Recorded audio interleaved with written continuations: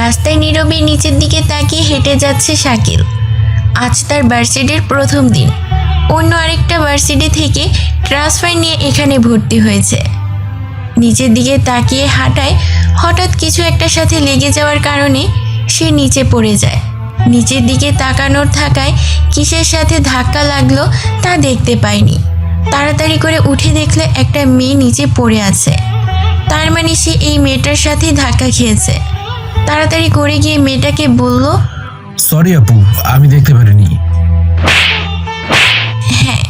মেয়েটা আর কিছু বলতে না দিয়ে শাকিলকে দুটো থাপ্পড় দিল। দেখিস না কেন, চোখকে হাতে নিয়ে হাঁটিস? ছোট লোক, মেয়ে দেখলেই ধাক্কা দিতে ভালো লাগে, তাই না? আপু, আমি আসলেই দেখতে পারিনি। চুপ, আর কোনো কথা বলবি না। তোকে যেন আর কোনোদিনও আমার আশেপাশে না দেখি। এটা বলি মেয়েটা গাড়িতে উঠে চলে যায়। আমি আমার ভার্সিটির দিকে হাঁটা শুরু করি। ভার্সিটির ভেতরে ঢুকতে যাব এমন সময় দেখলাম তখন মেয়েটা তার বান্ধবীর সাথে হাসাহাসি করছে। আমাকে দেখেই তো মুখটা রাগে লাল হয়ে গেল। আমার কাছে এসে আমাকে কিছু বলতে না দিয়েই হ্যাঁ, আমাকে আবার থাপ্পড় মারলো। ওই ছোট লোক, তোকে বলেছিলাম না আমার চোখের সামনে আসবি না তুই? এইখানে আমাকে ফলো করে আবার চলে আসছিস? কিরে সামিয়া, তুই ছেলেটাকে চিনিস? হ্যাঁ, এই খ্যাতটা আমাকে রাস্তায় ইচ্ছে করে ধাক্কা দিয়েছিল, এখন আবার এখানে হাজির হয়েছে। আপু, আপনাকে আমি বলেছিলাম তখন আমি ইচ্ছে করে ধাক্কা দিইনি। চুপ, কোনো কথা বলবি না। তোদের মতো ছোট লোকদের ভালো করে চেনা আছে। ওই, তুই এখানে কি করিস? আমি এখানে ভর্তি হয়েছি। এত নামি দামি ভার্সিটিতে তোর মতো ছোট লোক কিভাবে ভর্তি হবে? দেখুন, এখানে আমি আমার মায়ের স্বপ্ন পূরণ করতে এসেছি। ছোট লোকের আবার স্বপ্ন? এটা বলেই ওরা সবাই হাসাহাসি করছে। আমার অনেক রাগ উঠলো, কিন্তু কিছু বললাম না, কারণ আমি এখানে ঝামেলা করতে নয়, ভালো হয়ে আমার মায়ের স্বপ্ন পূরণের জন্য ভর্তি হয়েছি। মুচকি হেসে ওদের কাছে চলে আসলাম। আমি ওখান থেকে চলে আসার পর মেয়েটির ফ্রেন্ড বলল, দেখলি ছোট লোকটাকে, এত কথা বলার পরও ওর কত সাহস আমাদের সামনে থেকে হেসে চলে গেল। তখন মেয়েটি বলে উঠলো, ওর জন্যই আমি রাস্তায় অপমানিত হয়েছি, ওকে তো আমি দেখে নিব। এখন ক্লাসে চল। ওই জায়গা থেকে চলে আসলাম। অন্য একটা জায়গায় বসে আশেপাশের জায়গাগুলো দেখতে লাগলাম। কিছুক্ষণ এভাবেই বসে ক্লাসের দিকে চলে গেলাম। গিয়ে দেখি স্যার আগেই চলে এসেছে। গিয়ে বললাম, স্যার আসতে পারি? তুমি কি এই ভার্সিটির ছাত্র? জি স্যার। তুমি এগুলো কি পরে এসেছো? স্যার, রাস্তায় পড়ে গিয়েছিলাম, তাই এরকম হয়ে গেছে কাপড়গুলো। ঠিক আছে, কাল থেকে ঠিক হয়ে আসবে। তখনই কেউ একজন বলে উঠলো, স্যার, খ্যাত আবার কি ঠিক হয়ে আসবে? এটা বলতেই ক্লাসের সবাই একসাথে হেসে উঠলো। আমি তাকিয়ে দেখলাম এটা তখনকার মেয়েটা, তার মানে ক্লাসমেট। আর কিছু না বলে চুপচাপ ক্লাসে চলে গেলাম। আপনারা হয়তো ভাবছেন আমাকে সবাই খ্যাত কেন বললো, কারণ আমার পরনে ছিল একদম সস্তা কাপড়, পায়ে স্যান্ডেল, তার উপর তখন পড়ে যাওয়ার পরে কাপড়গুলো আরো খারাপ হয়ে গিয়েছে। আসলে আমার যে টাকা নেই তা নয়, আমি এদের মানসিকতা দেখতে চাইছিলাম। দেখলেন তো কিরকম মানসিকতা এদের। যাই হোক, আমি ক্লাস শেষ করলাম। শেষ করে যখন বের হব তখন দেখি একটা ছেলে আমার দিকে আসছে। এসেই বলল, হাই, আমি রাকিব। হ্যালো, আমি শাকিল। ভার্সিটিতে নতুন মনে হয়? হ্যাঁ, আমি আরেকটা ভার্সিটি থেকে ট্রান্সফার নিয়ে আসছি এখানে। ভালো, বন্ধু হতে পারি? হ্যাঁ, হতে পারি, তবে এরা তো সবাই আমাকে অপমান করে। আরে, এদের কথা ভুলে যাও, আমি এবং আমরা বন্ধু, এদের মতো না। ঠিক আছে, তাহলে আজকে থেকে আমরা ফ্রেন্ড। তবে একটা শর্ত আছে। কি শর্ত? আমাকে কিন্তু তুই করে বলতে হবে, আর আমিও তুই করে বলবো, ঠিক আছে? একদম আমার মনের কথাটাই বললে, সরি বলছি। হুম চল, তোকে আমার বাকি ফ্রেন্ডদের সাথে পরিচয় করিয়ে দিই। কিন্তু ওরা আবার অপমান করবে না তো? আরে না, তোকে তো বললাম আমরা এদের মতো না, আর আমরা ফ্রেন্ডরাও আমার মতো। ঠিক আছে, চলো। তারপর রাকিব আর আমি শহীদ মিনারের দিকে গেলাম। দেখলাম ওখানে কয়েকজন মিলে আড্ডা দিচ্ছে। রাকিব ওদের সামনে গিয়েই বলল, ওই সবাই শোন, আজ থেকে আমাদের ফ্রেন্ড সার্কেলে আরেকজন সদস্য আসছে। এ হচ্ছে সাকিল, আর সাকিল এ হচ্ছে সুমাইয়া। আরে রাখ, তোর পরিচয় করিয়ে দিতে হবে না, আমরা নিজেরাই পরিচিত হয়ে নিব। আমি সুমাইয়া। আমি সাদিয়া। আমি মারুফ। আমি রিফাত। আমি রাব্বি। একে একে সবার সাথে পরিচিত হয়ে নিলাম। তারপর বললাম, আপনাদের সবার সাথে পরিচিত হয়ে ভালো লাগলো। আরে রাকিব, তুই এটা কাকে ধরে নিয়ে এসেছিস? কেন? আমি কি কোনো ভুল করলাম আপনাদের সাথে? দেখ দেখ আবার কই, আমরা তোকে ফ্রেন্ড হিসেবে আপন করে নিয়েছি, আর তুই মনে হয় আমাদের এখনো নিতে পারিসনি। কেন? তাহলে তুই আমাদের আপনি করে বলতেছিস কেন? ফ্রেন্ডের কি কখনো আপনি হয়? আমরা তোকে তুই করে বলতেছি, তাই তুইও আমাদের তুই করেই বলবি, ঠিক আছে? ও, এই কথা। ঠিক আছে, তুই করেই বলবো। এই তো মামা লাইনে আইছে। হ মামা, সবাই একসাথে হেসে উঠলাম। আচ্ছা তুই কোথায় থাকিস? আমি কিছু বলতে যাব, ঠিক তখনই সাদিয়া বলে উঠলো, এই শাকিল, তোকে মানে সামিয়া ডাকছে। আমি ওইদিকে তাকিয়ে দেখি ওই মেয়েটা আমাকে ডাকছে, যে আমাকে অপমান করেছিল। তার মানে মেয়েটার নাম সামিয়া। তোরা থাক, আমি একটু দেখে আসি কি বলে। না, আমরা সবাই যাই না, হয় তোকে আবার অপমান করবে। না, তোদের খামোখা কষ্ট করতে হবে না, আমি দেখছি। এটা বলে ওখান থেকে সামিয়ার কাছে চলে আসলাম। আমি আসতেই সামিয়া বলল, এই ছোট লোকের বাচ্চা, তোকে কতক্ষণ ডাকতে হয়? আসতে এত দেরি হলো কেন? আমাকে যা ইচ্ছে বলুন, আমার বাবা আমাকে কিছু বলবেন না, আর আমি আপনাকে খেয়াল করিনি। আরে ছোট লোক আবার কি বলবে? আরে ছোট লোক আবারও রাগও করে। ওই যা, আমাদের সবার জন্য আইসক্রিম নিয়ে আয়। আমি কেন আনবো? আমি বলছি তাই আনবি, বেশি কথা না বলে নিয়ে আয়, না হলে তোর খবর আছে। আমি আর কথা না বাড়িয়ে ওদের জন্য আইসক্রিম আনতে চলে গেলাম। এনে ওদের হাতে দিতেই ওরা আমাকে নিয়ে হাসাহাসি শুরু করে দিল। আমি ওখান থেকে চলে আসতে গেলে একদল সিনিয়র ছেলে আমাকে ডেকে বলল, ওই যা তো, আমাদের জন্য ভেনসন সিগারেট নিয়ে আয়। আমি কেন আনবো? নিয়ে আসবি কিনা বল, নাকি মার খাবি? আচ্ছা আনছি, টাকা দেন। টাকা নাই, তোর কাছে টাকা দিয়ে নিয়ে আয়। আমি আর কিছু না বলে সিগারেট আনতে যাই, না গেলে আবার ইজ্জতের ফালুদা বানিয়ে দেবে। কোন কুক্ষণে যে ওই ফাজিল মেয়েটার সাথে ধাক্কা লাগলো, এসব ভাবতে ভাবতে ওদের জন্য সিগারেট নিয়ে ওদেরকে দিয়ে চলে আসতে গেলে একজন বলল, ওই সিগারেট কি তোর বাপ ধরিয়ে দেবে? এই কথাটা শুনে অনেক রাগ উঠলো। তাও মাথা ঠান্ডা রেখে বললাম, ভাই আমার কাছে তো লাইটার নেই। যা দোকান থেকে নিয়ে এসে ধরিয়ে দে। আমি আবার দোকানে গিয়ে লাইটার এনে ওদের ধরিয়ে দিই। সবাই আমার দিকে তাকিয়ে রয়েছে, যেন আমি কোনো এলিয়েন। কেউ কোনো প্রতিবাদ করলো না। আমি ওদের সবাইকে সিগারেট ধরিয়ে দিতেই একজন আমাকে ধাক্কা দিয়ে বলল, দূর হয় এবার। এটা বলতে সবাই হাসছে, আমি একটু মুচকি হাসলাম। মনে মনে বললাম, আমার আসল রূপ দেখলে তোরা পালিয়ে যাওয়ার জায়গা পাবি না। বড় বড় গ্যাংস্টাররা পর্যন্ত আমার নাম শুনলে ভয় কাঁপে, আর সেই আমাকে দিয়ে তোরা সিগারেট আনতে দিস। ওখান থেকে রাকিবদের কাছে চলে গেলাম। তোকে বলছিলাম না না, যেচে দেখলি কত অপমান করলো। আরে বাদ দেও সব। আচ্ছা সামিয়া মেয়েটার এত অহংকার কেন? ওর বাবা হলো এই এলাকার এসআই, তাই ও সবাইকে তার বাবার মানে পুলিশের ভয় দেখিয়ে এত কিছু করে। কেউ ওকে কিছু বলে না, ওর বাবার ভয়। আর ওই ছেলেগুলোর বিরুদ্ধে কেউ কিছু বলে না কেন? ওই ছেলেগুলোর লিডার হচ্ছে সামিয়া চাচাতো ভাই, তাই বুঝতেই পারছিস কেন কেউ কিছু বলে না। কেউ কিছু বলে ওকে মারধর করে। ওদের কথা শুনে আমি হেসে উঠলাম। এখানে এসেছি ভালো হতে, এখন দেখি এখানেও আগের কাজগুলো করতে হবে। কি রে, তুই হাসছিস কেন? এমনি, চল বাসায় চলে যাই। চল আমার সাথে, আমি তোকে পৌঁছে দিই, বাইকে ওঠ। রাস্তায় রাকিবের সাথে আরো অনেক কথা হয়। আমার বাসার সামনে এসেই ওকে থামতে বলি।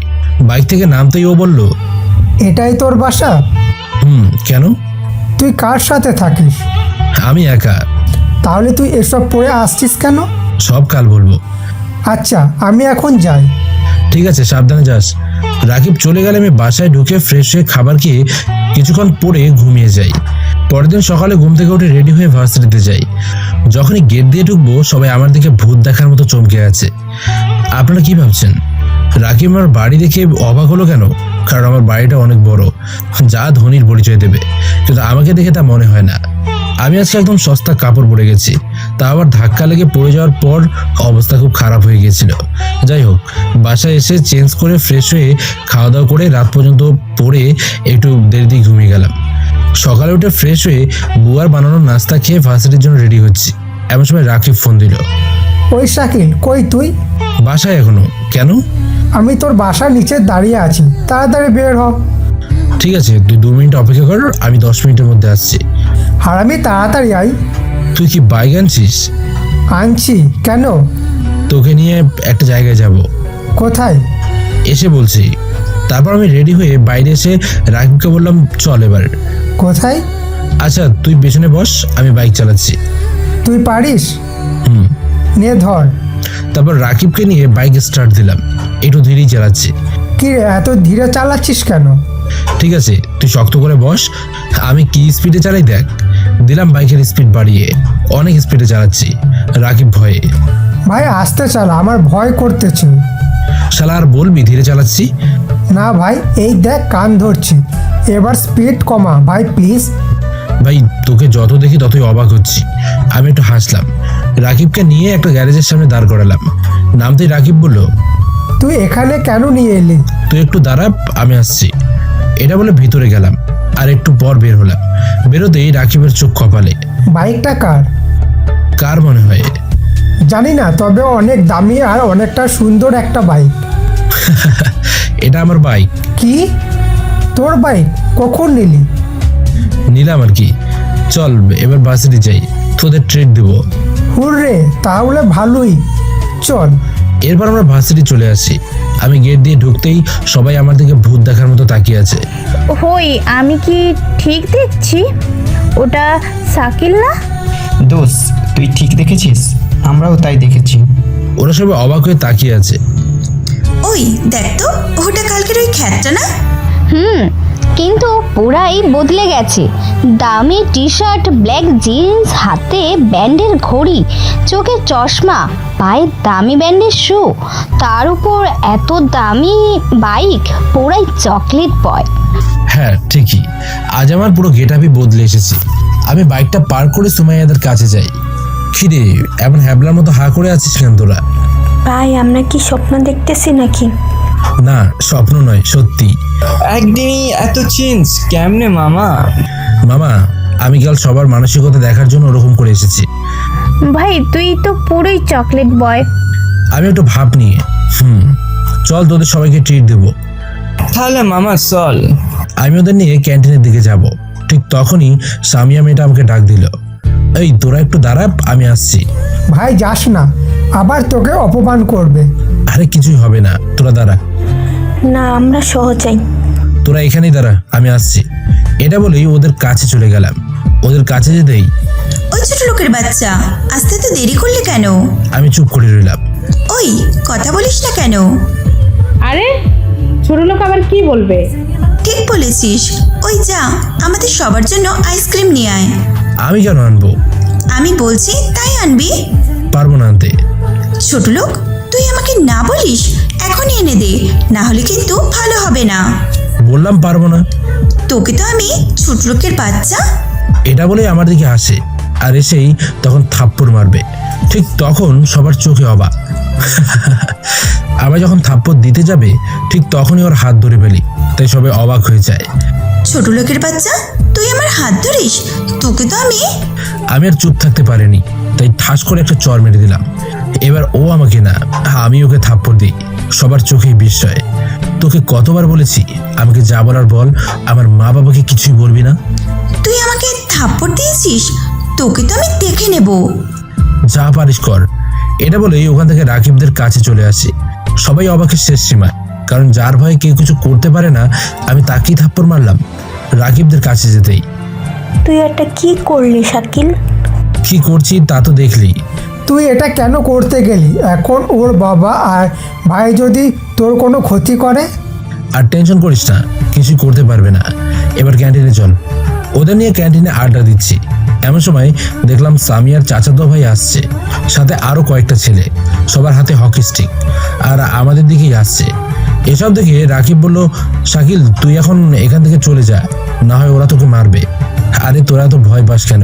মারবে তো আমাকে, তোরা কেন ভয় পাচ্ছিস? তোকে মারবে আর আমাদের কিছু না, তাই না? তুই আমাদের বন্ধু, আমরা তোর খারাপ চাইবো না। ওর কথাটা শুনে আমার বুকের ভিতর একটা মোচড় দিয়ে উঠলো। বাসা থেকে এত দূরে এসেও আমি আমার এত আপনজন মানুষ পাবো তা কখনো ভাবিনি। ভাই তুই চলে যা, আমরা ওদের টোকাতে পারবো না, তাই তুই এখন চলে যা, ওরা তোকে মারতেই আসছে।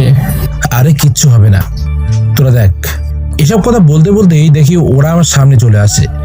এসে কিছু বলতে না দিয়ে সামিয়ার চাচাতো ভাই আমার কলার ধরে দাঁড় করিয়ে, শালা তোর তো সাহস কম না, তুই সামিয়ার গায়ে হাত তুলিস। কলারটা ছেড়ে কথা বলেন। ছাড়বো না, কি করবি? কিছু করবো না, কলারটা ছাড়েন। ছাড়বো না, তোর বাবা তোকে বাঁচাইতে পারবো না। এই কথাটা শুনে অনেক রাগ ওঠে, তাও নিজেকে যত সম্ভব শান্ত রাখলাম। রাকিবদের দিকে তাকিয়ে দেখলাম ওরা সবাই আমার সাহস দেখে অবাক হয়ে আমার দিকে তাকিয়ে আছে। নিজেকে শান্ত রেখে বললাম, ভাই ওকে আমি শুধু থাপ্পড় মারছি, কিন্তু এবার যদি আপনি কলার না ছাড়েন তাহলে আপনার সাথে আরো খারাপ কিছু হবে বলে দিলাম। কিন্তু কি, তুই ভাইকে ট্রিট দিস? তোর তো সাহস কম না? সামিয়া ম্যাডামকে থাপ্পড় মেরেছিস, এখন ভাইকে ট্রিট দিস? তোর তো আজকে খবর আছে। এবার আর নিজেকে শান্ত রাখতে পারেনি। সামিয়া চাচাতো ভাই যেই হাত দিয়ে আমার কলার ধরলো, হাতটা ধরে দিলাম একটা মোচড়। রাগের মাথায় দেওয়া একটু বেশি চাপ পড়ে যায়, যার কারণে হাতটা ভেঙে যায়। এটা দেখেই তো সবাই অবাক। সাথে আসা ছেলেদের হাত থেকে হকি স্টিকগুলো পড়ে যায়, তারাও ভয় পেয়ে যায়, আর সামিয়ার চাচাতো ভাই ব্যথায় কাতরাতে থাকে। আমার বন্ধুরা আমার এই কাজে অবাক। আমি নতুন এসেই এই কাজ কিভাবে করলাম, সবাইকে আরো অবাক করে দিয়ে বললাম, আমার সাথে কখনো লাগতে আসবি না, যেই আসবে তারই এই অবস্থা হবে। এটা বলার পর ওরা চলে যায়, আর আমি দেখলাম সামিয়া দূর থেকে আমার এই কাণ্ড দেখে অবাক। আমি ওর দিকে তাকিয়ে একটা রহস্যময় হাসি দিলাম, তারপর রাকিবদের নিয়ে বাইরে চলে আসলাম। তুই এটা কিভাবে করলি শাকিল? আসলে মাথা গরম হয়ে গিয়েছিল। মামা, তোমার তো দেখি অনেক সাহস। তুই এটা কেন করতে গেলি শাকিল? মানে? যে সামিয়ার সাথে খারাপ ব্যবহার করে তাকেই সামিয়া তার বাবাকে দিয়ে থানায় নিয়ে গিয়ে মার খাওয়ায়। আরে তোরা টেনশন করিস না, কিছুই হবে না। এসব বলতে বলতে ক্লাসের ভিতরে গেলাম। ভেতরে যেতেই সামিয়া আমার দিকে তাকিয়ে একটা হাসি দেয়। কে রে, ও হাসলো কেন? হয়তো আবার নতুন কোনো প্ল্যান করছে শাকিলকে ফাঁসানোর জন্য। ভাই তুই সাবধানে থাকিস। এই আমি একটা জিনিস বুঝি না, যা হবে আমার সাথে হবে, তোরা কেন টেনশন করিস? কারণ আমরা তোর ফ্রেন্ড। তোদের কোনো টেনশন করতে হবে না। সবাই যে যার জায়গায় বসলাম। স্যার এসে ক্লাস শুরু করলো। এর মাঝেই দপ্তরি এসে স্যারকে কিছু বললো, আর হাতে একটা কাগজ দিয়ে চলে গেল। দপ্তরি চলে যাওয়ার পর স্যার কাগজটা দেখে বলল, শাকিল, রিফাত, রাব্বি, সাদিয়া, সুমাইয়া, রাকিব আর সামিয়া, তোমাদের প্রিন্সিপাল স্যার ডেকেছে। তোমরা স্যারের অফিসে যাও। কেন স্যার? জানি না। সামিয়ার দিকে তাকালাম, দেখিও হাসছে আমার দিকে তাকিয়ে। তার মানে ওরই কোনো প্ল্যান। রাকিবরা সবাই ভয় কাঁপছে। এরপর ক্লাসরুম থেকে ওদের নিয়ে বের হলাম। বের হতেই সাদিয়া সামিয়াকে বলল, সামিয়া তুই স্যারকে কি বলেছিস? সেটা ওখানেই দেখতে পাবি। এটা বলেই আমার দিকে তাকিয়ে হাসলো। আরে তোরা ভয় পাচ্ছিস কেন? আমি আছি তো। একটু পর সব হাওয়া বের হয়ে যাবে। সেটা দেখাই যাবে। এরপর অফিসে ঢুকলাম। তোমাদের মধ্যে শাকিলকে? জি স্যার, আমি। তুমি তো নতুন মনে হয়। জি স্যার। নতুন হয়ে আসতে না আসতে দাদাগিরি শুরু করে দিলে? আমি কিছুই তো করিনি। সব জানি আমি। আর তোমরাকে সঙ্গ দিয়েছো, তাই তোমাদের সবারই শাস্তি হবে। আমরা কি করেছি সেটা তো বলবেন। তোমরা ইরফানের হাত ভেঙেছ।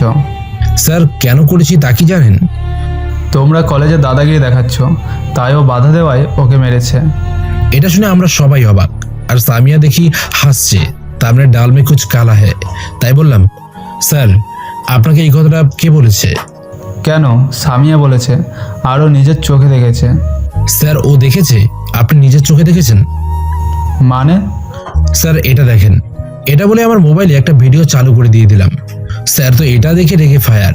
সামিয়া তুমি এতটা খারাপ, জানতাম না। কেন স্যার? এগুলো কি? এটা বলেই স্যার মোবাইলটা ওদের দিকে ধরলো। আর এটা দেখেই সবাই তো অবাক, সবার চোখ কপালে। আর সামিয়া তো অবাকের শেষ সীমায়, প্লাস ভয়ও পেয়েছে। আপনারা কি ভাবছেন আমি স্যারকে কি দেখালাম যার কারণে ওরা এতটা অবাক হয়েছে? তাহলে শুনুন, যখন আমাকে সামিয়ার চাচাতো ভাইরা মারতে এসেছিল তখন আমি সবকিছু ভিডিও করে ফেলি। হ্যাঁ, আমার কাছে একটা গোপন ক্যামেরা আছে, ওখানে পুরো ঘটনাটা রেকর্ড করি। তোমরা সবাই ক্লাসে যাও, আর সামিয়া তুমি নিজেকে শুধরিয়ে নাও। এসব বলে আমরা ওখান থেকে বের হয়ে আসলাম। বাইরে আসতেই, তুই এসব কখন করেছিস? সেটা তোদের না জানলেও চলবে। ভাই আজকে তুই আমাদের বাঁচালি। ভাই তুই একটা জিনিস, তোকে যত দেখছি ততই অবাক হচ্ছি। এসব বলা বলি করছি, তখন সামিয়া আমার সামনে এসে বলল। আমি কিছু না বলে শুধু একটা হাসি দেই, যার কারণে ও আরো বেশি রাগ করে সামনে থেকে হনহন করে চলে যায়। ভাই আজকে আর ক্লাস করব না, বাসায় চলে যাব। ঠিক আছে, সাবধানে যাস। ওদের থেকে বিদায় নিয়ে বাসায় চলে আসি। এসে ফ্রেশ হয়ে খাবার খেয়ে ঘুমিয়ে পড়লাম। বিকালে ঘুম থেকে উঠে একটু বাইরে থেকে ঘুরে আসি। পড়া শেষ করে খাবার খেয়ে খানিকক্ষণ ফেসবুকিং করে শুয়ে পড়লাম। সকালে আবার আগের মতো ভার্সিটিতে যাই। গিয়ে দেখি আমার ফ্রেন্ডরা সবাই এক জায়গাতে বসে আড্ডা দিচ্ছে। আমিও গিয়ে ওদের সাথে আড্ডা দিচ্ছি। এমন সময় একজন পুলিশ কনস্টেবল এসে বলল, তোমাদের মাঝে শাকিলকে? জি আমি। কোনো সমস্যা? তোমাকে আমার সাথে থানায় যেতে হবে। কেন? সেটা জানি না। ভালোই ভালোই যাবে নাকি হাতে হ্যান্ডকাপ লাগাবো? আর কোনো কথা না বাড়িয়ে বললাম, চলুন। আমরাও আসি তোর সাথে। না লাগবে না, এটা বলে চলে আসলাম। আমাকে জেলের ভেতরে ঢোকানো হলো এবং কিছুক্ষণ পর একটা পুলিশ এসে আমাকে কিছু না বলেই আমাকে মারা শুরু করলো। কয়েকটা মারার পর আমি বললাম, আমি কি একটা ফোন করতে পারবো? কোন বাপের কাছে ফোন করবে? আমার মায়ের কাছে। আসলে আমার দেরি হলে টেনশন করবে, তাই জানিয়ে দেবো আসতে দেরি হবে। ঠিক আছে কর। এটা বলে আমাকে আমার মোবাইল দিল। আমি 2 মিনিট কথা বললাম, আর ঠিক 10 মিনিট পরেই সামিয়ার বাবা হাজির। এসে আমাকে বলল, বাবা আমাকে মাফ করে দাও, আমার চাকরিটা কিছু করো না, তাহলে আমি রাস্তায় বসে যাব। স্যার আপনি এসব কি বলছেন? তুমি কথা বলো না বাবা, তুমি আমাকে মাফ করে দাও। ঠিক আছে, আপনার মেয়েকে বলবেন যেন আমার পিছনে না লাগে, আর আমার পরিচয় বলবেন না। বাবা আমি ওকে বলে দেব, আসলে ছোটবেলা থেকেই ওকে বেশি আদর করার জন্য এরকম হয়ে গেছে। আমি ওখান থেকে চলে আসার পর পুলিশটি বলল, স্যার ছেলেটা কে? এত কিছু জানতে হবে না, শুধু এটা জেনে রাখো অনেক বড় ঝড় থেকে বেঁচে গেলে। আমি ওখান থেকে বাসায় চলে আসলাম। পরের দিন ভার্সিটি যাই। গেট দিয়ে ঢুকতেই সবাই আমার দিকে হা হয়ে তাকিয়ে আছে, সবাই যেন ভূত দেখছে। আমি ব্যাপারটা লক্ষ্য করে কিছু না বলে ফ্রেন্ডদের কাছে চলে যাই। ওদের কাছে যেতে রাকিব বলল, ভাই তুই ঠিক আছিস তো? আমরা তোকে ছাড়ানোর জন্য অনেক চেষ্টা করছি কিন্তু পারিনি। তুই ঠিক আছিস তো? আরে বেটা আমি ঠিক আছি। তাহলে তো ভালো, কিন্তু তুই সামিয়ার থেকে সাবধানে থাকবি। ভাই ওকে আমার মনে ধরেছে, আমি ওর সাথে প্রেম করব। আমার কথা শুনে ওরা সবাই অবাক হয়ে হা করে তাকিয়ে আছে আমার দিকে। কি হলো, তোরা এইভাবে তাকিয়ে আছিস কেন? আমার কথা শুনে ওরা সবাই হুঁশে আসলো। আর কোনো মেয়ে পাস নেই প্রেম করার জন্য? আমার ওকে ভালোই লাগছে। তুই বললেই তোকে আরো সুন্দর মেয়ের সাথে প্রেম করিয়ে দিব, তাও ওর থেকে দূরে থাকিস। না আমার ওকেই লাগবে। ভাই তোর যা ইচ্ছা কর, তবে সাবধানে থাকিস। আচ্ছা একটা কথা বলবি? কি কথা? সবাই আমার দিকে এরকম অবাক হয়ে তাকিয়েছিল কেন? কারণ তুই প্রথম ব্যক্তি যাকে সামিয়া পুলিশ দিয়েও একদিনের মধ্যে ছাড়া পাইছিস। ও আচ্ছা। চল এবারে ক্লাসে চল, আর তুই ওর থেকে সাবধানে থাকবি। থাকবো। এরপর আমরা ক্লাসে চলে যাই। ক্লাসে গিয়ে দেখলাম সামিয়া ওর ফ্রেন্ডদের সাথে হেসে হেসে কথা বলছে। আমাকে দেখা মাত্র এদের হাসি মুখটা রাগে পরিপূর্ণ হলো, আর আমার কাছে এসেই বলল, কিরে তোর তো দেখি সাহস কম না, তুই আবার আমার সামনে আসছিস? সাহস তো আবার অনেক আছে, কিন্তু কাউকে দেখায় না। এটা বলে ওকে একটা চোখ মারলাম। এটা করতেই ও তো তেলে বেগুনে জ্বলে উঠলো। তোর এত বড় সাহস, তুই আমাকে চোখ মারিস? কই, আমার চোখ তো আমার কাছেই আছে, তোমাকে মারলাম কই? তোর সাহস কম তা না, শুধু তোর লজ্জা শরমও নাই। এটা কেন? থাকলে তুই এত অপমানের পরও ভার্সিটি আসতিস না। তাহলে তোমারও লজ্জা শরম নেই? মানে? তুমিও থাপ্পড় খেয়েছিলে মনে আছে, তাহলে তুমি কেন ভার্সিটি আসছো? তোকে তো আমি। এটা বলেই আবার থাপ্পড় মারতে যাবে। তখন ওর হাত ধরে ফেললাম আর বললাম, ম্যাডাম এটা তো সরকারি গাল না যে যখন ইচ্ছে তখন থাপ্পড় মারবে। আর এটা তোমার বাপের ভার্সিটিও না, তবে চাইলে এই গালে যখন ইচ্ছে তখন চুম্মা দিতে পারো। কি বললি তুই? তোর মতো ছোট লোকের গালে আমি চুম্মা দিতে যাব? সেটা তো সময় বলে দিবে। তোকে তো আমি পরে দেখে নিব। এটা বলেই ও আমার সামনে থেকে চলে যায়, আর কাকে যেন ফোন করে, হয়তো ওর বাবাকে হবে। কারণ কথা শেষে দেখি ও আরো বেশি রেগে গেছে। তারপর আমরা ক্লাস করলাম। দেখি সামিয়া আমাদের আগেই রুম থেকে বের হয়ে যায়। এরপর সবার থেকে বিদায় নিয়ে রাকিবকে নিয়ে আমার বাসার দিকে আসা শুরু করলাম। অর্ধেক রাস্তায় আসতেই কিছু ছেলে আমাদের পথ আটকালো। তুই নাকি সামিয়া ম্যাডামকে ডিস্টার্ব করিস? তো আপনাদের সমস্যা কি? আমাদের সমস্যা অনেক। তুই আর কোনোদিনও সামিয়া ম্যাডামকে ডিস্টার্ব করবি না, আর আজকেই তুই এখান থেকে চলে যাবি। যাব না। কি করবি তোরা? শাকিল তুই ওদের সাথে কথা বলিস না, চল আমরা চলে যাই। ওই কোথায় যাবি? এটা বলে রাকিবকে একটা থাপ্পড় দেয়। এবার আমার রাগ উঠে যায়, তাও শান্তভাবে বললাম, দেখ তোদের যা সমস্যা আমার সাথে, ওকে কিছু করবি না। তুই আজকেই চলে যাবি। যাব না। কি করবি তোরা? তুই আমাদের রাগ দেখাস, জানিস আমরা কাদের লোক? আমরা রনি ভাইয়ের লোক। তুই আমাদের কথা শুনিস না। তোকে তো আজকে এটা বলেই আমাকে মারতে আসে, আর ওদের অবাক করে দিয়ে আমি ওর হাতটা ধরে একটা উল্টো কয়েকটা ঘুষি মারি, আর এতে এই ছেলেটা দুর্বল হয়ে যায়। তুই আমাদের লোককে মেরেছিস, তোর সাহস তো কম না। আরে সাহসের কি দেখলি? এবার যেই আসবি সেই মার খাবি। এরপর ওরা সবাই আমাকে মারতে আসে। ওরা ছিল 3 জন আর আমি একা, কিন্তু উল্টা ওরাই আমার মার খেলো। মারতে মারতে আধমরা করে ফেলি। রাকিব এসে আমাকে ধরে ফেলে। আরে ওরা তো মরে যাবে, চল এখান থেকে। দাঁড়া, আবার কি করবি? দেখ কি করি। এটা বলেই একটা ছেলের কাছে আসে।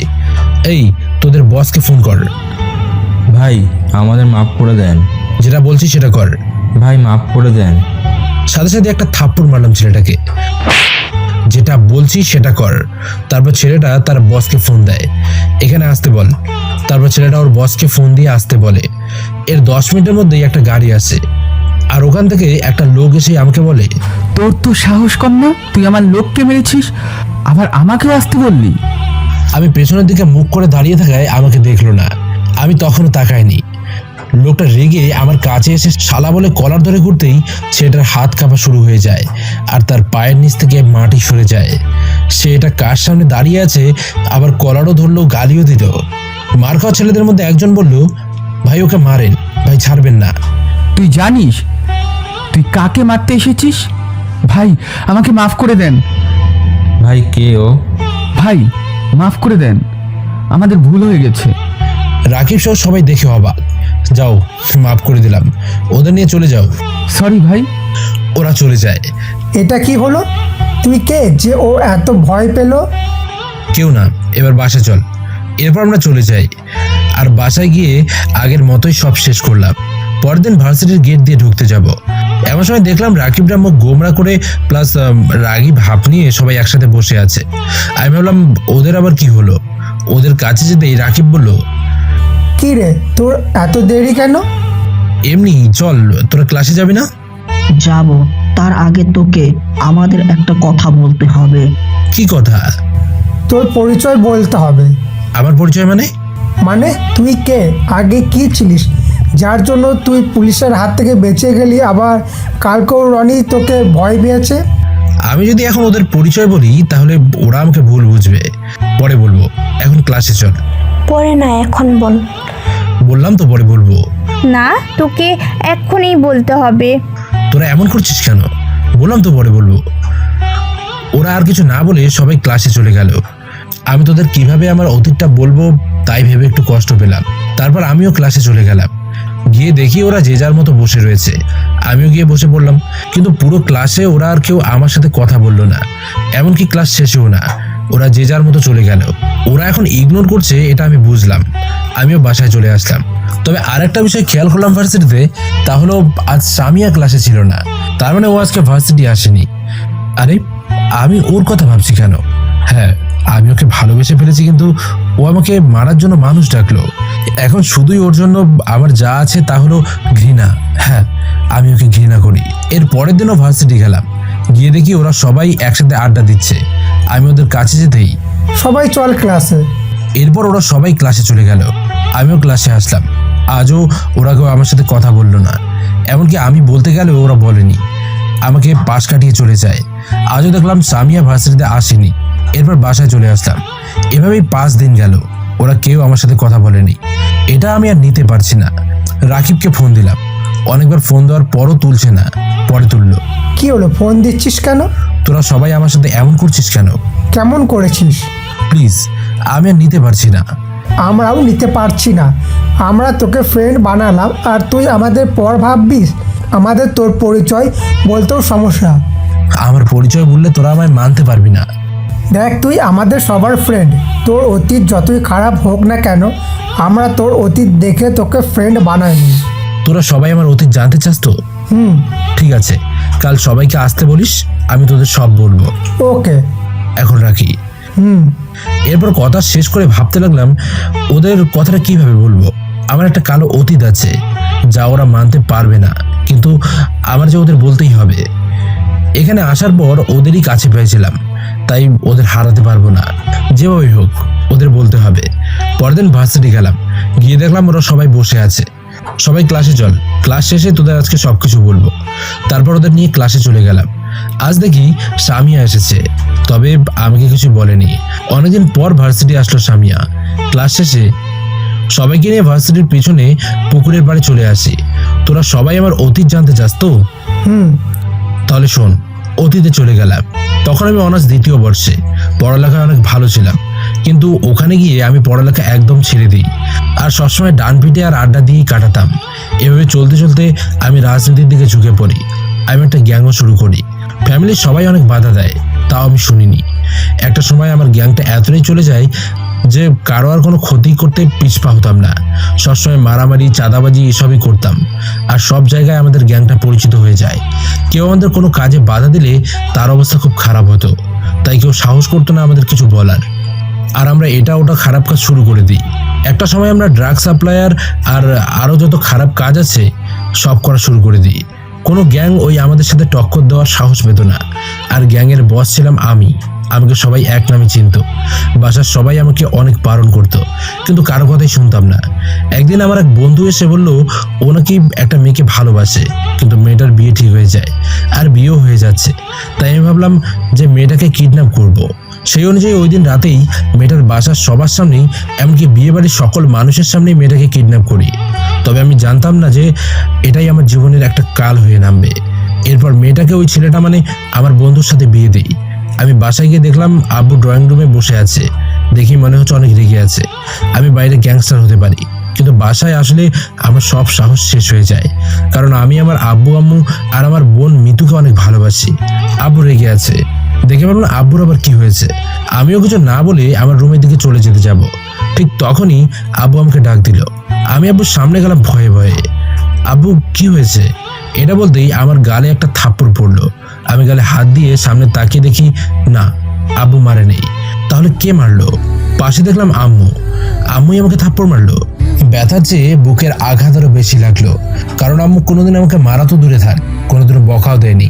আব্বু বকা দিলেও আম্মুর জন্য পেরে উঠতো না, আর আজ আম্মুই আমাকে থাপ্পড় দিল। আমার চোখ দিয়ে 2 ফোঁটা পানি পড়লো। আম্মুর দিকে করুণ দৃষ্টিতে তাকিয়ে বললাম, আম্মু তুমি আমাকে মারলে?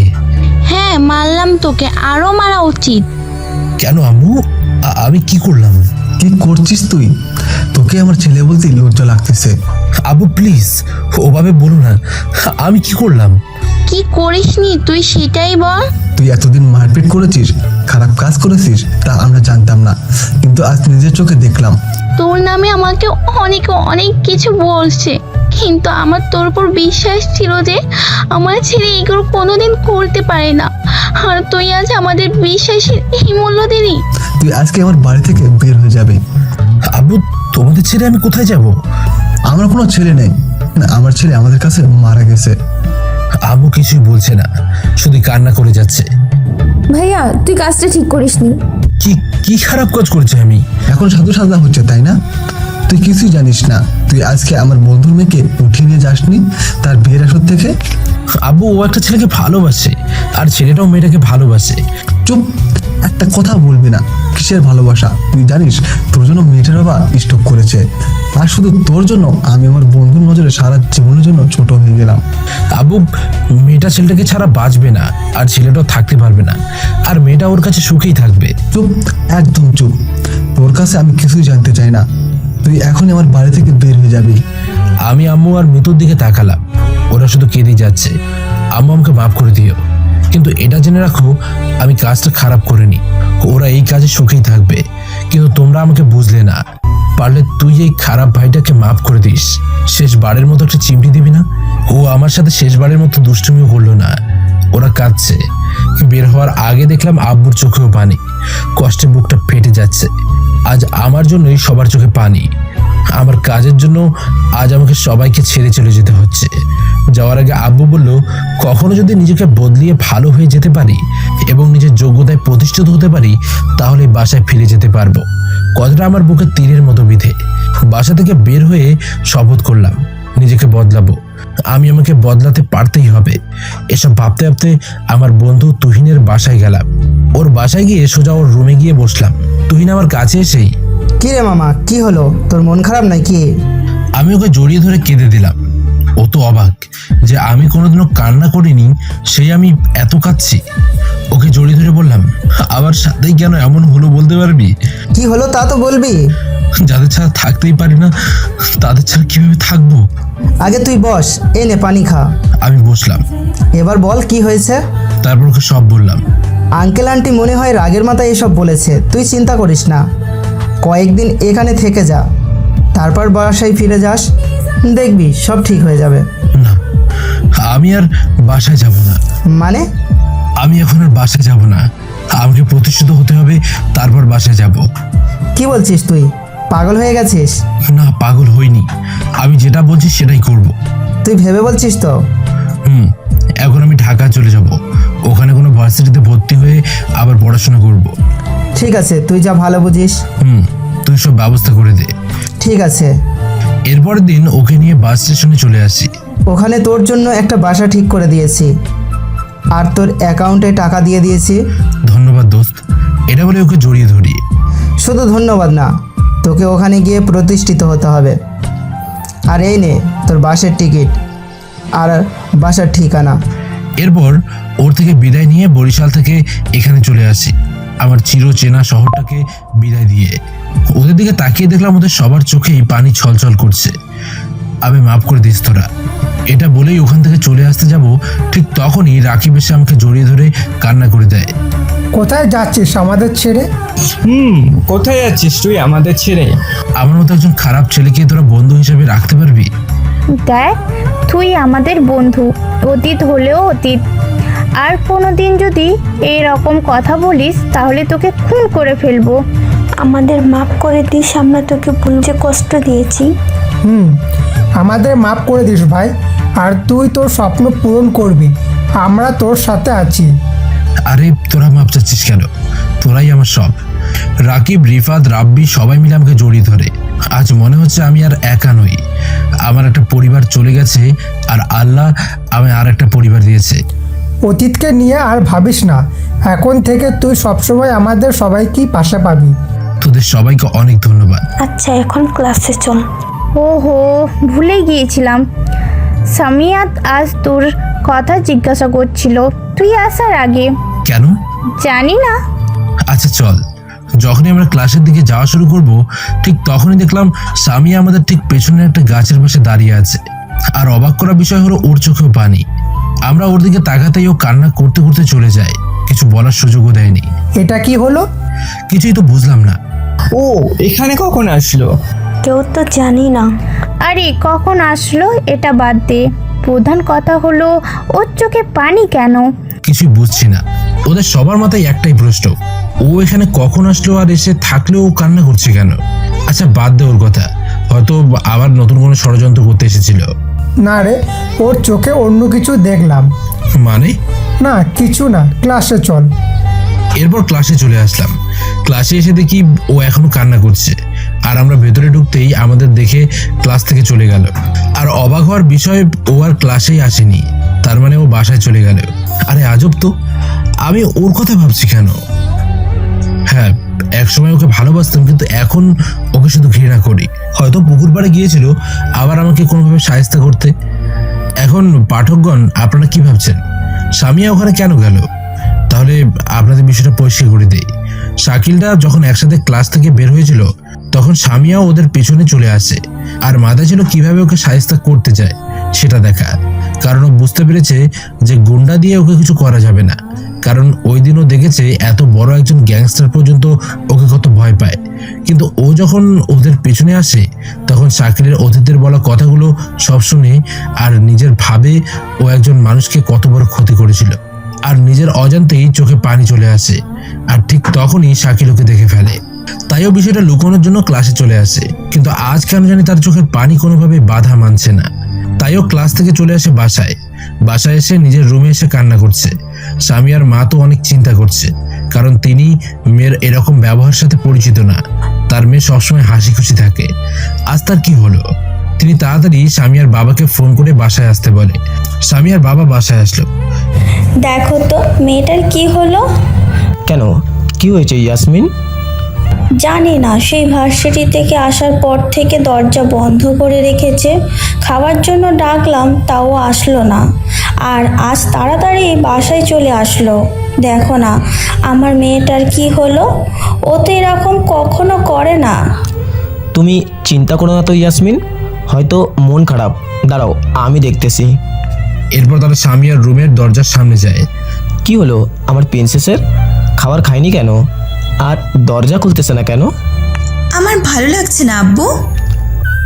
ঠিক আছে প্রিন্সেস, এখন বাইরে আসো, আমরা সবাই একসাথে খাবো। সামিয়া বাইরে আসে, কারণ সে কখনো তার বাবার কথা ফেলতে পারে না, কারণ সে তার বাবাকে অনেক ভালোবাসে। কি হলো প্রিন্সেস, তোমার চোখ ফুলে গেছে কেন? কান্না করেছো নাকি? না আব্বু, এমনি চোখের কি যেন পড়েছিল। আচ্ছা যাও ফ্রেশ হয়ে আসো। ফ্রেশ হতে চলে যায়। কি হলো বলো তো মেয়েটার? আমি স্পষ্ট বুঝতে পারছি ও কান্না করেছে, কিন্তু কেন? আমি ঠিক বুঝতে পারছি না। আচ্ছা চিন্তা করো না, সময় হলে ও নিজেই বলবে। এখন যাও খাবার বাড়ো। আর এদিকে আমি চিন্তা করছি সামিয়ার হঠাৎ কি হলো, ওর এরকম আচরণ তো কিছু বুঝলাম না। আচ্ছা পরে জানা যাবে। এসব ভেবেই খাবার খেয়ে ঘুমিয়ে পড়ি। পরের দিন ভার্সিটিতে গিয়ে দেখলাম রাকিব আর সবাই চলে এসেছে আমি যাওয়ার আগেই। কিরে তোর এত দেরি হলো কেন? এমনিতেই ঘুম থেকে উঠতে একটু দেরি হয়ে গেল। তো রাতে কি চুরি করতে গেছিস নাকি? হ্যাঁ, তোদের বাসায় চুরি করছিলাম, এসব বলে হাসাহাসি করছি। তখন খেয়াল করলাম সামিয়া আমার দিকে এক দৃষ্টিতে তাকিয়ে আছে। খেয়াল করলাম সেই তাকানোতে কোনো ক্ষোভ, কোনো রাগ নেই, একদম নিস্তেজ। হঠাৎ ওর এত পরিবর্তন কিভাবে এলো এসব ভাবছি, তখন কেউ একজন আমাকে ধাক্কা দিল। তাই ভাবনার জগৎ থেকে বেরিয়ে আসলাম।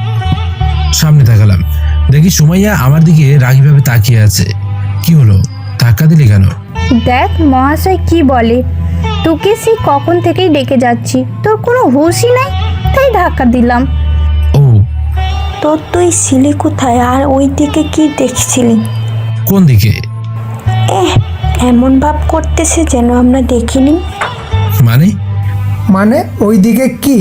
আমি ওদিকে তাকিয়ে দেখি সামিয়া মাথা নিচু করে আছে।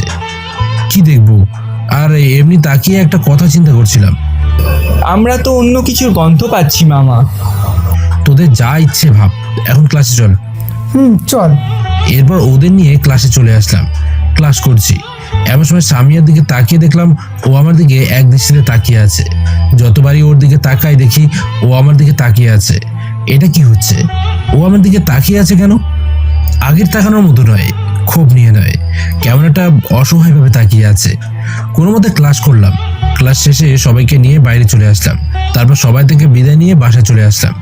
বাসায় এসে ফ্রেশ হয়ে খেয়ে দিয়ে শুয়ে শুয়ে আব্বু আর আম্মুর কথা ভাবছি। আজ কতদিন তাদের দেখি না, কতদিন আম্মুর হাতে রান্না খাই না, কতদিন আব্বুর বকা খাই না, কতদিন মৃত্যুর সাথে দুষ্টুমি করতে পারি না। এসব ভাবতেই চোখ ভিজে উঠল। না জানি তারা এখন কেমন আছে, হয়তো ভালোই থাকবে। আমার মতো একজন খারাপ ছেলে চলে এসেছে ওদের ছেড়ে, তারা তো ভালোই থাকবে। এসব ভেবে কান্না আসছে। যাই হোক না কেন, নিজেকে প্রতিষ্ঠিত করার আগে ওদের সামনে যাব না। এসব ভাবতে ভাবতে কখন যে ঘুমিয়ে গেলাম বুঝতে পারিনি। সন্ধ্যায় ঘুম থেকে উঠে ফ্রেশ হয়ে বই নিয়ে বসলাম। অন্যদিকে সামিয়া বাসায় এসে শাকিলের ব্যাপারে ভাবতে থাকে। মনে মনে বলে, শাকিল কি আমাকে মাফ করবে? হয়তো করবে না। আমি ওর সাথে যা করেছি তারপর মাপ পাওয়া সহজ নয়, কিন্তু আমি ওর থেকে আদায় করেই ছাড়বো। এসব ভাবতে ভাবতে ঘুমিয়ে পড়ি। পরের দিন আমি রেডি হয়ে ভার্সিটি চলে গেলাম। আমি যখনই ভার্সিটিতে ভেতরে ঢুকতে যাব ঠিক তখনই সামিয়া আমার সামনে আসে। আমি ভাবলাম সামিয়া আবার কি করে আল্লাহ জানে, যে ডেঞ্জারাস মেয়ে। তাই মনে মনে প্রিপারেশন নিচ্ছে ওর কথার উত্তর দিতে, কিন্তু ও আমার সব প্রিপারেশনে পানি ঢেলে দেয়। যা বললো তাতে আমি অবাক না হয়ে পারলাম না। হাসবো নাকি কাঁদবো কিছুই বুঝলাম না। আপনারা কি ভাবছেন সামিয়া কি বলল? শাকিল, তোমার সাথে আমার কিছু কথা আছে। এটা কি হলো? সামিয়া আজ এত ভালো হলো কিভাবে? আবার আমাকে তুমি করেও বলছে, ঘটনা কি? আর এত শান্তভাবে কথা বলছে কেন? নাকি আবার নতুন কোনো ফোন দিই? ঠিক তখনই সামিয়ার ডাকে ভাবনা ছেদ পড়লো। কি হলো, এত কি ভাবছো? আমি আবারও অবাক হলাম, ওর দিকে তাকালাম। কি হলো, কোনো কথা বলছো না কেন? আর এইভাবে কি দেখছো? আমি এবার বললাম, আপনার শরীর ঠিক আছে তো? কেন, আমার শরীর খারাপ হবে কেন? আজ কথা বলার ধরন অন্যরকম তাই বললাম। কি হলো? কি বিড়বিড় করছো? কিছু না। তোমাকে আমার কিছু বলার ছিল। আমার মতো ছোট লোকের সাথে আপনার কি কথা থাকতে পারে? প্লিজ আমাকে আর লজ্জা দিও না। আরে লজ্জা কেন দেবো, সত্যিটাই তো বললাম। আমি কিভাবে বলবো বুঝতে পারছি না। আমার মতো ছোট লোকের সাথে আপনার কথা থাকতে পারে না। আমি চললাম। আমি জানি যে আমি তোমার সাথে যা করেছি তা ক্ষমা পাওয়ার যোগ্য না, তাও আমি অনেক অনুতপ্ত। প্লিজ আমায় মাফ করে দাও। আরে কি করছেন? আমার মতো ছোট লোকের কাছে মাফ চাচ্ছেন কেন? প্লিজ আমাকে মাফ করে দাও। বললাম তো আমি ছোট লোক, আপনার উপর কিভাবে আমি রাগ করব? এর মাঝেই সামিয়ার ফ্রেন্ডরা চলে আসে। কিরে সামিয়া, তুই এই ছোট লোকটার কাছে মাপ চাচ্ছিস কেন? কি মনে করেছেন আমাকে থাপ্পড় মেরেছে? না, এবার আমাকে না, ওর ওই ফ্রেন্ডকে থাপ্পড় মেরেছে। ওর এই কাজে সবাই অবাক। সামিয়া, তুই আমাকে থাপ্পড় মারলি? হ্যাঁ মারলাম, আর কোনোদিন যদি ওকে এইসব বলতে শুনি তাহলে আরো বেশি শাস্তি পাবি। তুই ওর জন্য আমাকে মারতে পারলি? মারলাম। এখন এখান থেকে যা, না হয় আরো খাবি। এরপর ওর ফ্রেন্ডরা আর কিছু না বলে ওখান থেকে চলে যায়। প্লিজ শাকিল, ওর কথায় কিছু মনে করো না। না ঠিক আছে। এবার বলো আমায় মাফ করেছো কিনা? আমি ভাবলাম এই মেয়েটাকে যতক্ষণ বলবো না মাফ করেছি ততক্ষণ বিরক্ত করবে, তাই বললাম আচ্ছা যান, মাফ করলাম। সত্যি? এরপর সামিয়া কিছু বলতে যাবে, তখন তাকে থামিয়ে দিয়ে বললাম আমার ক্লাস আছে, যেতে হবে। এটা বলে আর কিছু বলতে না দিয়ে ওর সামনে থেকে রাকিবদের কাছে চলে আসে। কি রে, কি বললো এতক্ষণ তোকে? আবার দেখলাম ওর বান্ধবীকে থাপ্পড়ও মারলো। কি হলো ওখানে? আরে কিচ্ছু না। এই সামিয়ার আবার কি হলো? হঠাৎ বদলে গেল কেন? আর আমার কাছে মাপ চাচ্ছে কেন? আর মাপ করে দেওয়াতে এত খুশির কি আছে? আর ওর বান্ধবীকে ও থাপ্পড় মারলো কেন? আল্লাহ ভালো জানে মেয়েটার মাথায় আবার কি চলছে। এসব ভাবছি, তখন রাকিবের ডাকে ভাবনায় ছেদ পড়লো। কি এত কি ভাবছিস তুই? কিছু না, চল ক্লাসে চল। চল। এরপর ওদের নিয়ে ক্লাসে চলে আসলাম। ক্লাস করতে গিয়ে পড়লাম আর এক ঝামেলায়। সামিয়া মেয়েটা আমার দিকে বারবার তাকাচ্ছে। যখনই ওর দিকে তাকাই দেখি ও তাকিয়ে আছে। কোনো মতে ক্লাস শেষ করলাম। ক্লাস শেষে বাইরে এসে ভাবছি মেয়েটার আবার কি হলো, এমন আচরণ করছে কেন? এসব ভাবছি, ঠিক তখনই সামিয়া আমার সামনে চলে আসে। কি ভাবছো এত? তা আপনাকে বলতে বাধ্য নই। ও আচ্ছা, চলো ওখানে বসি। আপনার সাথে কেন বসবো? আরেকবার আপনি বললে নাক ফাটিয়ে দেব। নাকটা কি আপনার বাবার সম্পত্তি যে পাঠিয়ে দেবেন? আচ্ছা একটু বসো না প্লিজ। আমি দেখলাম মেয়েটা নাচুর বান্দা, আর বাসায় যেতেও আরো দেরি আছে, তাই ভাবলাম বসলে অসুবিধা নেই। তাই ওর সাথে বসলাম। ও দেখি আমার দিকে ঘেঁষে বসেছে, তাই আমিও একটু দূরে বসলাম। জানো শাকিল, আমি কেন এরকম আচরণ করি সবার সাথে? না বললে জানবো কেমনে? তোমাকে আজ সব বলবো। আমার যখন বয়স 6 বছর তখন আমার আম্মু বাসা থেকে চলে যায়। কোথায় গেছে কেউ জানে না। তারপর আমার জন্য আব্বু আমার আন্টিকে বিয়ে করে, কিন্তু আম্মু আমাকে তেমন শাসন করে না, কারণ আমি নাকি কষ্ট পাবো, যা তারা চায় না। শাসন করার মতো কেউ ছিল না। আব্বু কাজের জন্য তেমন সময় দিতে পারতো না, তাই কারো শাসন পাইনি, তাই এতটা বিগড়ে গেলাম। আপনি এসব আমাকে বলছেন কেন? তুমি তো আমার সব। কি বললেন বুঝলাম না। কিছু না। আচ্ছা বাসায় যাব। আচ্ছা যাও, তার আগে তোমার নাম্বারটা দাও। কেন? এই এত কথা বলো কেন? যা বললাম তাই দাও। আচ্ছা নেন, 018। আচ্ছা এবার যাও, ভালো থেকো। এরপর চলে আসলাম। এর আগা মাথা কিছুই বুঝছি না, ওর এই আচরণ কেন হঠাৎ। এরপর রাকিবের কাছে গেলাম। কিরে বাসায় যাবে না? যাবো, তার আগে বল ওর সাথে এতক্ষণ কি করছিলিস? কিছু না, বাদ দে। এরপর ওকে নিয়ে চলে আসলাম। রাতে বসে আছি, এমন সময় আননোন নাম্বার থেকে কল আসলো। প্রথম কয়েকবার কেটে দিলাম, তাও করছে, তাই রিসিভ করলাম। ফোন রিসিভ করতেই উপাস থেকে বলে উঠলো, এই তোমার সমস্যা কি? এতবার ফোন দেওয়ার পরও রিসিভ করছো না কেন? আননোন নাম্বার, তাই রিসিভ করিনি। কে আপনি? ও তাই বলে এতবার কল দেওয়ার পর রিসিভ করবে না?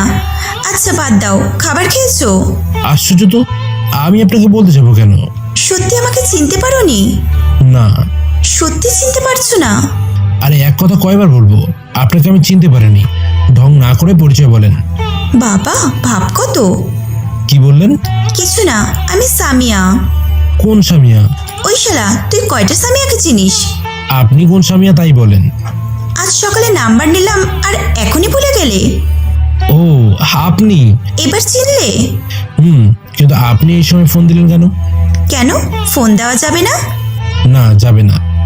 এটা বলে ফোন কেটে দিলাম, আর কিছু বলার সুযোগ দিলাম না। এরপর আরো অনেক ফোন দিল। আমি মোবাইল সাইলেন্ট করে ঘুমিয়ে পড়লাম। সকালে একটু দেরিতে ঘুম থেকে উঠলাম, তারপর ফ্রেশ হয়ে খাবার খেতে গেলাম নিচে। সুফিয়া আন্টি কেমন আছেন? ভালো বাবা, তুমি কেমন আছো? ভালো আন্টি। বসো, নাস্তা দিচ্ছি। আন্টি আপনি খেয়েছেন? আগে তুমি খেয়ে নাও। আরে বসেন, একসাথে খাবো। তারপর আন্টিকে নিয়ে খেতে বসলাম। আন্টি আজকে মার্জিনা খালা আসেনি? না, এখনো আসেনি। আপনাদের মনে হয়তো ইতিমধ্যে প্রশ্ন জেগেছে যে ইনি আমার কিরকম আন্টি হন। তাহলে আপনাদের ক্লিয়ার করে দিই, ইনি হলেন এমন একজন মহিলা যার কেউ নেই। এতদিন একটা বেসরকারি সংস্থায় কাজ করেছেন। সেই দিন বাসা থেকে চলে আসার সময় এনাকে স্টেশনের ওখানে কান্না করতে দেখে ওনার কাছে যাই। তারপর জানতে পারলাম তিনি একটা সংস্থায় কাজ করেন, কিন্তু কোনো কারণে তার চাকরিটা চলে যায়, আর এখন তার যাওয়ার আর কোনো জায়গা নেই। তাই আমি আসার সময় আমার সাথে নিয়ে আসি। তিনি আমায় তার ছেলের মতোই ভালোবাসেন। আসলে আমিও এই কদিন ওনাকে অনেক ভালোবেসে ফেলেছি, একদম আমার মায়ের মতো। তিনি এখানে বাসার অনেক ছোটখাটো কাজ করেন। তার যাতে কষ্ট না হয় তাই একটা কাজের বুয়া রাখি। তিনি অনেক বারণ করেছেন, সব নাকি তিনি একাই করতে পারবেন, কিন্তু আমি জোর করেই রাখি। আসল কথা হলো আমি ওনাকে এখন মায়ের মতো ভালোবাসি, আর আন্টি আমার ছেলের মতো ভালোবাসে। আন্টিকে আমি আমার ব্যাপারে সব বলেছি। তাই বাবা, তুমি আজ ভার্সিটিতে যাবে না? একটু বেলা করে ঘুম থেকে উঠলে যে? না আন্টি, আজ যাব না। সে কি, কেন? এখানে আসার পর থেকে আপনি বাসা থেকে বের হননি, আর আমিও আপনাকে তেমন সময় দিতে পারি না। তাই আজ সারাদিন আপনাকে নিয়ে ঘুরবো আর শপিং করতে যাব আপনার জন্য। তাই বলে পড়া বাদ দিয়ে?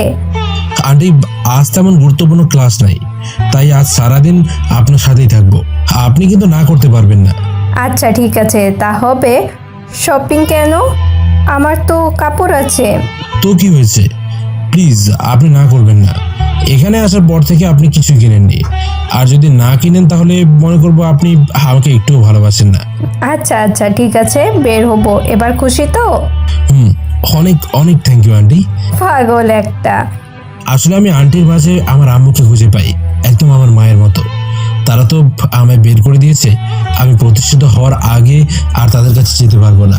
এসব ভাবতেই চোখে পানি চলে আসলো। কি হলো বাবা, তুমি কাঁদছো কেন? আর কি ভাবছো? আন্টি আমার কপাল যে খুব খারাপ। আমার বাবা মা আমায় বাসা থেকে বের করে দিল। আজ 2 মাস হলো তাদের দেখতে পাইনি। চিন্তা করো না বাবা, আমি তো আছি। আর দেখো, একদিন সব ঠিক হয়ে যাবে। আন্টি কেন তারা আমাকে বোঝার চেষ্টা করলো না? তুমি মন খারাপ করো না, সব ঠিক হয়ে যাবে। আমি নিজেকে সামলে নিলাম। আন্টি আপনি যান, রেডি হয়ে আসেন। আমি রেডি হচ্ছি। যাও। তারপর রেডি হয়ে আন্টিকে নিয়ে বের হলাম। আন্টিকে নিয়ে অনেক ঘুরলাম, পার্কে বসে গল্প করা, সাথে বাদাম খাওয়া, এভাবে দুপুর পর্যন্ত ঘুরলাম। তারপর একটা রেস্টুরেন্টে গিয়ে দুপুরের খাবার খেলাম। খাওয়া দাওয়ার পর আন্টিকে নিয়ে শপিং মলে গেলাম, আর আন্টির জন্য অনেক কিছু কিনলাম। আন্টিও আমার জন্য কিনলো, আর কাজের বুয়ার জন্য কাপড় নিল। আন্টির এসব ব্যবহারে আমি সবসময় মুগ্ধ হয়ে যাই। তিনি কাজের বুয়ার কথা ভুলেননি, তার সব কাজই আমার ভালো লাগে। শপিং শেষে আন্টি বলল, আমার জন্য এত কিছু নেওয়ার কি দরকার ছিল? আমি আমার আন্টির জন্য নিলাম তো কি হয়েছে? আচ্ছা থাক, আর অভিমান করতে হবে না। এবার বাসায় চল। আপনি একটু দাঁড়ান, আমি রাকিবের কাছে একটা ফোন করে আসি। আচ্ছা যাও। তারপর আমি ওখান থেকে একটা নীরব জায়গায় আসলাম। ফোন বের করতেই আমি অবাক, 50টার মতো মিসড কল, আর সবই সামিয়ার নাম্বার থেকে। এই মেয়েটা পাগল নাকি, এত কল দেওয়ার মানে কি? আর ফোন সাইলেন্ট থাকায় আমিও জানতে পারিনি। আর ঠিক তখনই রাকিব ফোন দিল, আমি রিসিভ করলাম। ওই কই, তুই ফোন দিচ্ছি পিক করিস না কেন? আর ভার্সিটি আসিস না কেন? আমি শপিংয়ে এসেছি আন্টিকে নিয়ে, আর মোবাইল সাইলেন্ট থাকায় জানতে পারিনি। কোন আন্টি? এটা বললো কারণ ওরা জানে এখানে আমার কেউ নেই, আর আন্টির ব্যাপারে ওদের কিছু বলিনি। পরে সব বলবো তোকে। এখন কেন ফোন দিয়েছিস বল? তুই শালা ওখানে শপিং করিস, আর সামিয়া তোর কথা জিজ্ঞাসা করতে করতে আমাদের মাথা খাচ্ছে। আমার কথা জিজ্ঞেস করছে কেন? তুই জেনে নিস, আর আমাদের থেকে তোর বাসার ঠিকানা নিয়ে চলে গেল। তুই ওকে আমার বাসার ঠিকানা দিলি কেন? আর কিছুই করার ছিল না। আচ্ছা রাখ, পরে কথা হবে। এরপর ফোন কাটতে দেখি সামিয়া আমার দিকেই আসছে, তাও আবার রাগি লুক নিয়ে। এটা কি ভুল দেখছি? ও এখানে কি করে? চোখ ভালো করে কষলে আবার তাকালাম, না ঠিকই তো, এটা সামিয়া। কিন্তু ও কিভাবে জানলো আমি এখানে? সামিয়া আমার কাছে এসে বলল, ওই তোমার সমস্যা কি? আমার সমস্যা হবে কেন? তাহলে ভার্সিটি যাওনি কেন? দেখতেই পাচ্ছ কেন যায়নি। আমি ভার্সিটি গিয়ে দেখলাম তুমি নাই। তোমার ফ্রেন্ডদের কাছেও জিজ্ঞেস করলাম, তারাও নাকি জানে না। তারপর তোমার ঠিকানা নিয়ে তোমার বাসায় গিয়ে দেখলাম ওখানেও নাই। তারপর কাজের বুয়া থেকে জেনে এখানে চলে আসলাম, আর এসেই দেখি মহারাজ শপিং করে, আর এইদিকে আমি টেনশনে মরছি। কথাগুলো এক নাগারে বলল সামিয়া, আর আমি তার দিকে হাবলার মতো চেয়ে আছি। কি বলবো কিছু বুঝছি না। আমাকে এবার তাকিয়ে থাকতে দেখে বলল, ওই হাবলার মতো কি দেখছো? কিছু না, একটা জিনিস বুঝলাম না। কি জিনিস? আপনি আমাকে এত খুঁজছেন কেন, আর আমাকে নিয়ে এত টেনশনই বা কেন? ওটা তোমার মতো হাবলারা বুঝবে না। কি বললেন? কিছু না। এর মাঝে আন্টি আমাদের সামনে আসলো, এসেই বলল, শাকিল বাবা, মেয়েটা কে? আন্টি, ও হলো সামিয়া, আমার ক্লাসমেট। সামিয়ার নামটা শুনে সুবিয়া বেগমের মুখে একটা মোচড় দিয়ে ওঠে, কিন্তু তিনি তা বাইরে প্রকাশ করলেন না। আন্টি, আসসালামু আলাইকুম। ওয়ালাইকুম আসসালাম। কেমন আছো মা? ভালো আন্টি, আপনি কেমন আছেন? আমিও আলহামদুলিল্লাহ ভালো আছি।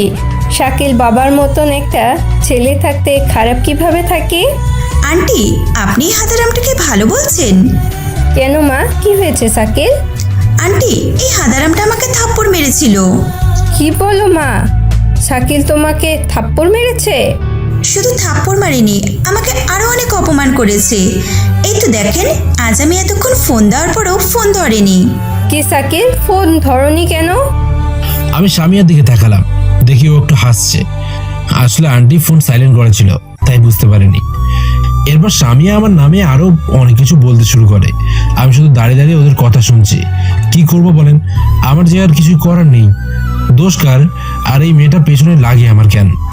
অনেকক্ষণ এভাবে চলার পর আমি সামিয়ার দিকে তাকিয়ে বললাম, আপনার পুষ লাগানো শেষ হয়েছে?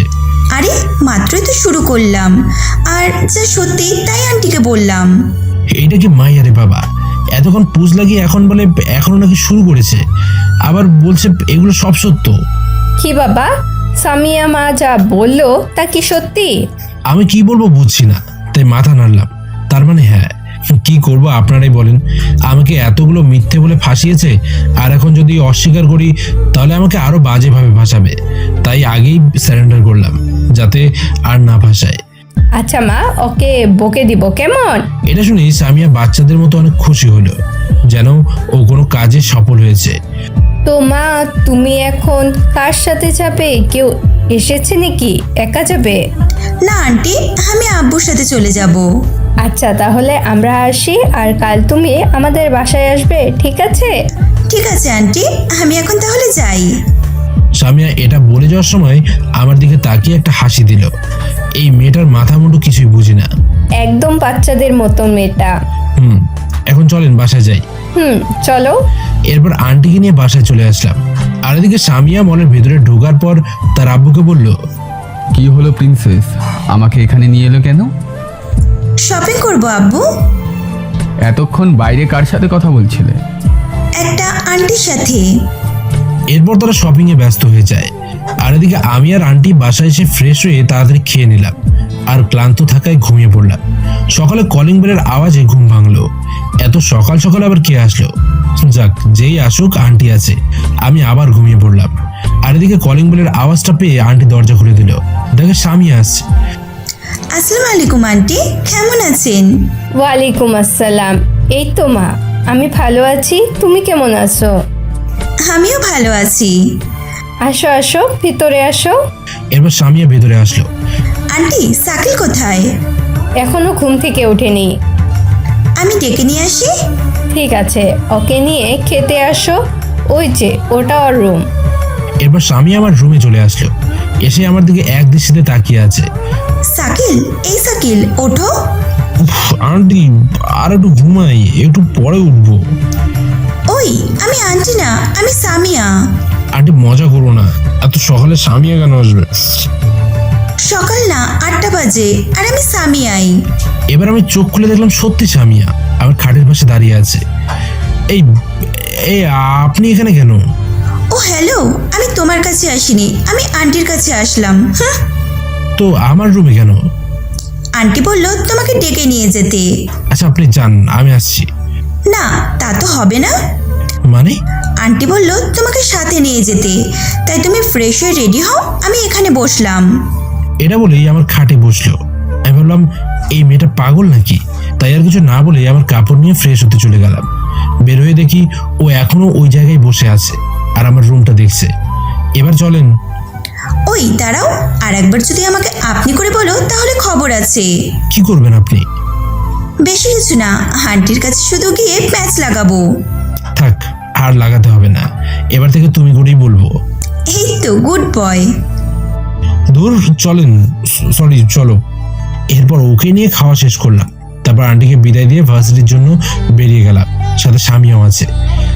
সামিয়া মেয়েটা আমার কাছে আসলে আমার এত ভালো লাগে কেন?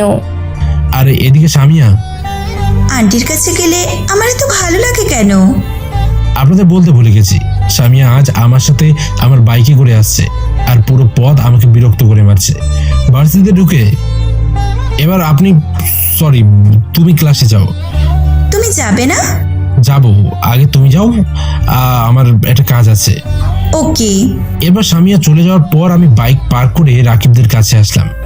কি রে, তুই আর সামিয়া একসাথে, ঘটনা কি? ঘটনা কিছু না। না না, কিছু তো আছে। ওই তোরা চুপ কর। আচ্ছা শাকিল, তুই আমাদের বলছিস তুই সামিয়াকে ভালোবাসিস? বাসি।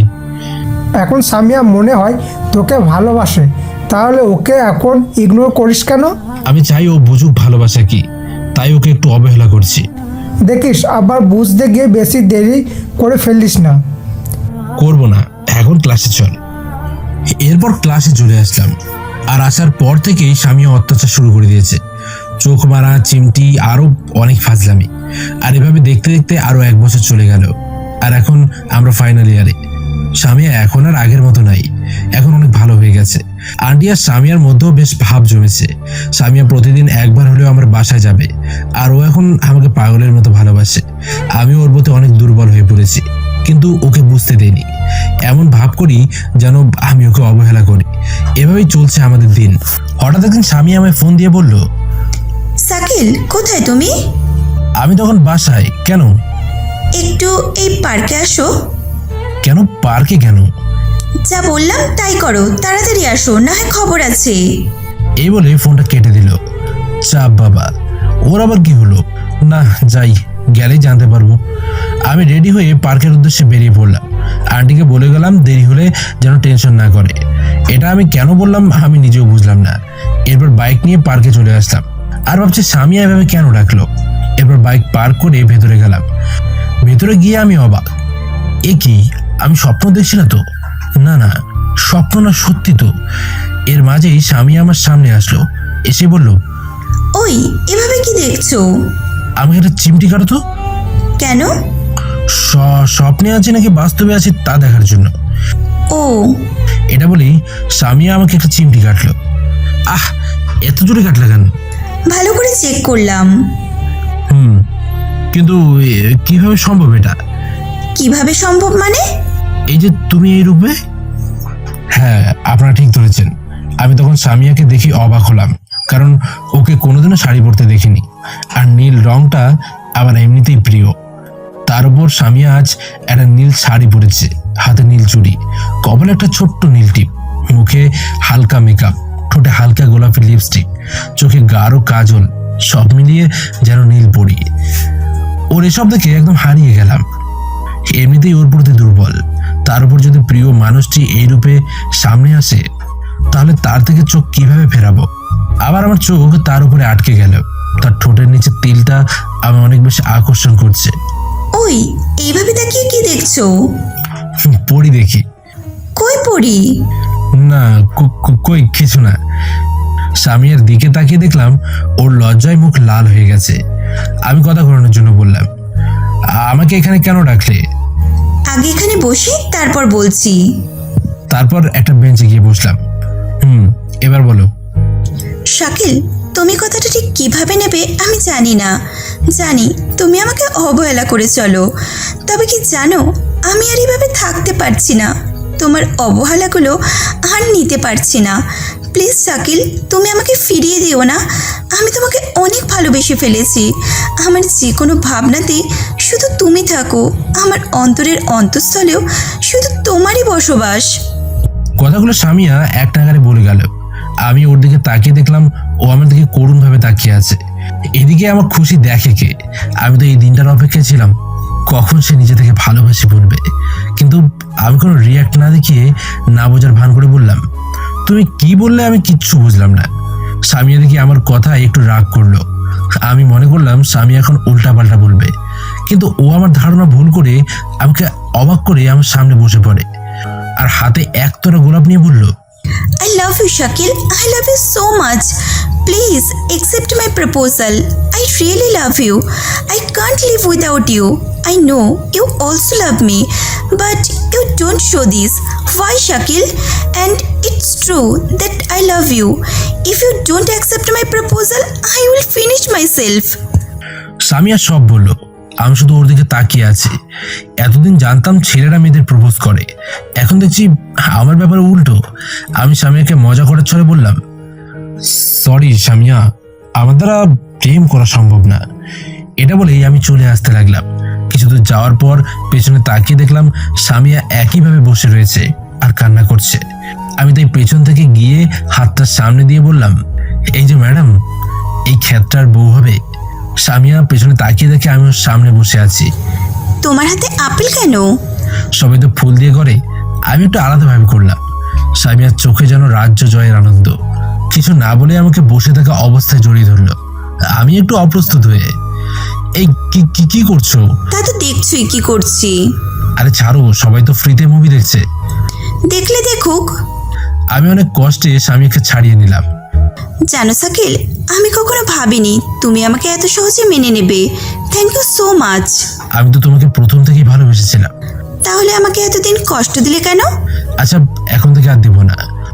এরপর সামিয়ার সাথে আরো কথা বললাম। আজ সামিয়াকে অনেক খুশি লাগছে। তারপর ওর থেকে অনেক কষ্টে বিদায় নিয়ে চলে আসলাম। বাইক নিয়ে মেন রাস্তায় উঠছি আর সামিয়ার কথা ভাবছি। এমন সময় বিপরীত দিক থেকে একটা গাড়ি আমাকে ধাক্কা দিয়ে চলে গেল।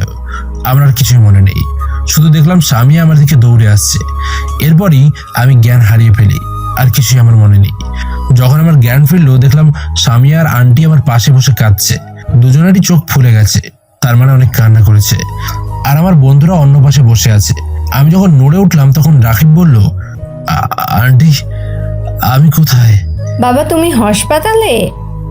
এরপর ডাক্তার ওদের বের করে আমাকে চেক করে চলে যায়। আর তারপর আন্টি ভেতরে আসে। বাবা, এটা কিভাবে হলো? জানি না আন্টি। আগে সবাইকে হারিয়েছি, এখন আবার তোমার কিছু হলে আমি কিভাবে থাকতাম? আল্লাহর রহমতে তুমি ঠিক আছো। আন্টি আর টেনশন করবে না তো। আর একটা জিনিস বুঝলাম না। কি? আপনি সবাইকে হারিয়েছেন মানে?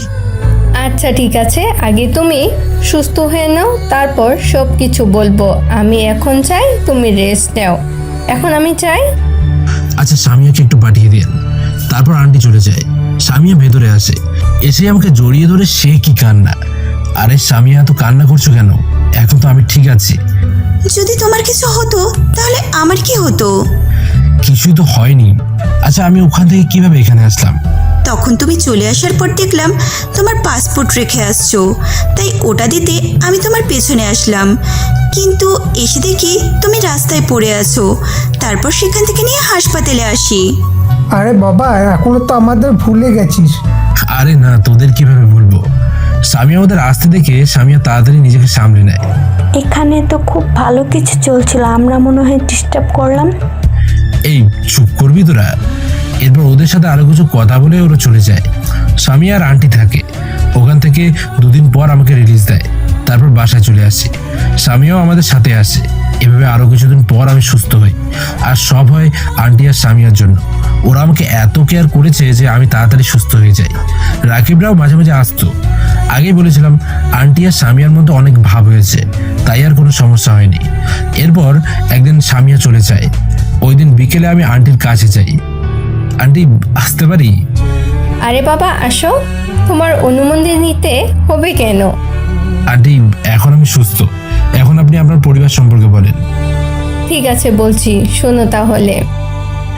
এরপর আন্টির পরিচয় যা বললো তা শুনে আমি তো পুরোই অবাক।